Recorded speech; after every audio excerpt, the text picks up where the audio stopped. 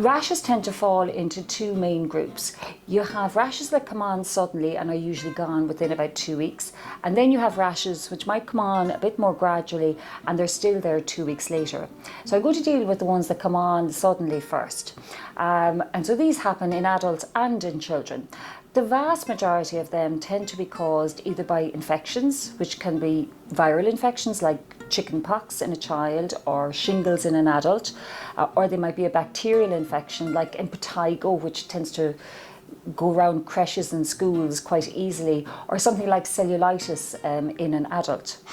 The other group that occurs in both of these age groups would be allergic reactions. So say for instance you ate something, strawberries or berries, and it turned out that you were allergic to them, or a child with a food colourant, or it could be an antibiotic that you had, it could be some over-the-counter medication that you had, or some medication that was prescribed by your doctor can actually cause a rash. Another thing that can happen is something that actually irritates your skin, like an insect bite, or you might have put sun cream on or makeup on and got a reaction to it. So there's a huge amount of things that can cause a rash. So when it comes to rashes, what can you do? Okay, so the first thing is that at some point you actually need to get somebody to look at the rash and try to get a proper diagnosis. So in the interim, I mean, if a rash is, if you're uncomfortable or if you're in pain, you can take something like paracetamol or ibuprofen. If it's itchy, there's no harm in taking an antihistamine, which can be bought easily over the counter.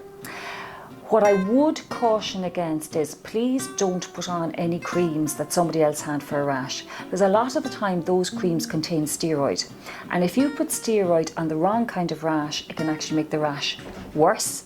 And the other thing is, even if it starts to make it a little bit better, it makes it much more difficult for me as a GP to decide what caused the rash in the first place. Again, another thing which people tend to have in their cupboards is they often have a steroid cream combined with an antibiotic. And this actually, in my mind, is one of the worst things you can put on a rash, because not only have you the problem with the steroid affecting the rash, you're using antibiotics in a situation where they are probably of no use, and they may cause harm and will definitely contribute to the growing problem we have with antimicrobial drug resistance. Rashes then that come on and are still there after 2 weeks, they tend to be things like eczema, psoriasis, acne. Again, there's a whole range of them and a whole range of different treatments. So it would be important that you would go to see your doctor to have those diagnosed properly, but there's no great urgency. But I suppose as a parent and as an adult, what you really want to know about is meningitis, because meningitis is the one that everybody worries about. And in meningitis, first of all, it's a very distinctive rash.